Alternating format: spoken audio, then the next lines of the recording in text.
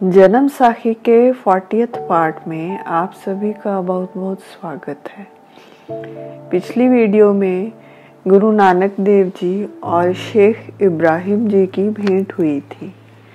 दोनों ने काफ़ी लंबा वार्तालाप किया। फिर वह आसा देश में गए। आसा देश के राजा का नाम सुंदर था। उसकी मृत्यु हो चुकी थी। जब उसे जलाया गया तो उसकी खोपड़ी नहीं जली।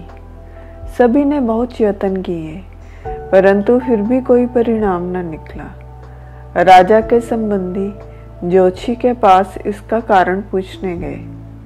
जोशी ने अपनी किताब में देखकर बताया कि एक बार राजा ने झूठ बोला था, इसलिए वह कष्ट में है। उस समय आसा देश के लोग सत्यवादी थे। अपने राजा की एक झूठ बोलने के कारण यह दशा देखकर सभी घबरा गए। तब जोशियों ने कहा कि इस देश की मुक्ति तब होगी अगर कोई संत अपने चरण यहाँ डाले। उसकी यह भविष्यवाणी सुन वहाँ के वजीरों ने उस देश के सभी रास्ते बंद कर दिए और केवल एक ही दरवाज़ा खुला छोड़ा। उस दरवाजे के बीचों बीच राजा की खोपड़ी रख दी। उधर गुरु नानक देव जी, शेख इब्राहिम और उनके दोनों साथी आ रहे थे। जब दरवाजे के नज़दीक पहुँचे तो गुरुजी ने शेख जी से कहा, पहले आप अपना पाँव आगे रखो। वह बोले, नहीं, पहले आप। फिर गुरुजी ने जैसे ही उस देश में अपना पाँव रखा तो राजा की खोपड़ी फट गई। यह देखकर आसा देश के लोग भागकर गुरुजी के पास आए, क्योंकि गुरुजी के कारण ही उनके राजा की मुक्ति हुई थी। सभी लोग गुरुजी से मुक्ति का उपाय पूछने लगे। गुरुजी ने एक शब्द गाया जिसका अर्थ इस प्रकार है, माता पिता से यह शरीर मिला, प्रभु ने पहले ही उसके लेख लिख दिए हैं। जो भी जीवन में मिलना है या कोई बड़ाई मिलनी है वह पहले से ही तय है, परंतु माया से मिलकर ध्यान माया की ओर हो गया और प्रभु भूल गया। अपनी उपलब्धियों पर मान होने लगा। फिर गुरुजी कहते हैं कि हे मूर्ख, किस बात का तुम्हें घमंड है? जब उस प्रभु का हुक्म होगा तब सब कुछ यहीं छोड़ जाना है। यह दुनिया के स्वाद छोड़ो, किसी न किसी दिन यहाँ से जाना ही है। यहाँ पर कुछ खाकर कुछ बचा लेना तभी उपयोगी है अगर यहाँ लौटकर आना हो। अच्छे अच्छे रेशमी वस्त्र पहनते हो, अपना हुक्म चलाते हो, सोने के लिए नरम मुलायम बिस्तर है, परंतु जब मौत के हाथों पड़ते हो तो क्यों रोते हो? घर गृहस्थी के काम तो भंवर है। पाप एक पत्थर की तरह है जो तैर नहीं सकता। अपने दिल में उस प्रभु के डर की कश्ती बनाओ, जिससे इस संसार रूपी भव सागर से तैरा जा सके। परंतु हे नानक, वह बहुत कम है जिन्हें यह किश्ती प्रभु देता है।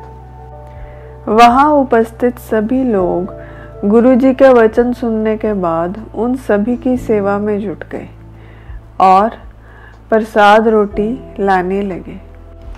जो कोई भी शेख इब्राहिम जी को खाना दे तो वह उसे यह कहते हुए मना कर दें कि मैंने तो रोटी खाई हुई है और साथ में बंधी हुई भी है।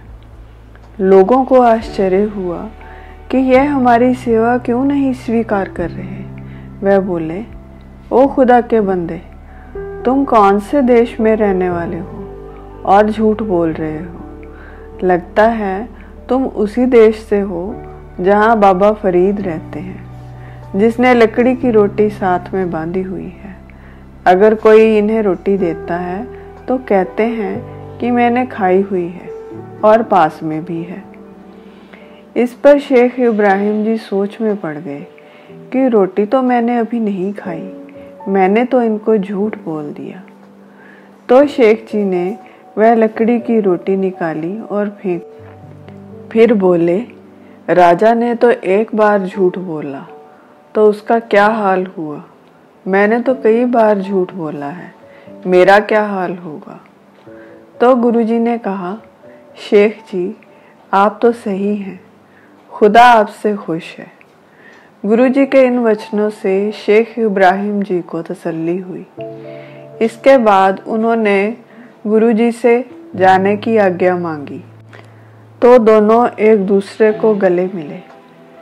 गुरुजी ने सहज ही एक शब्द गाया, आओ बहनों करीब से गले मिले, मिलकर उस समर्थ प्रभु के गुणगान करें। उस सच्चे प्रभु में सभी गुण हैं और हम में सब अवगुण भरे हुए हैं। फिर प्रभु का गुणगान करते हुए अंत में कहते हैं कि अगर गुरु के वचनों का भय मन में बसाएं और पूरी लगन से गुरु के कहे अनुसार चलें तो हमारी सुरत प्रभु की तरफ लगती है और सम्मान पैदा होता है। हे नानक, फिर वह प्रभु अपने आप से आप ही मिला लेता है। यह शब्द सुन शेख इब्राहिम जी प्रभु प्रेम में भीग गए और उसे याद करते हुए वहां से चले गए। गुरुजी ने वहां के लोगों को मेहनत की कमाई करने और हर आए साधु संत की सेवा करने का उपदेश दिया। फिर वह भी वहां से चले गए। आज के लिए बस इतना ही। फिर मिलेंगे एक नई वीडियो में। तब तक के लिए विदा। अनजाने में हुई किसी भी भूल के लिए हृदय से क्षमा। मेरी वीडियो को लाइक, सब्सक्राइब, शेयर और कमेंट करना ना भूलें। और इसे देखने के लिए आप सभी का बहुत बहुत धन्यवाद।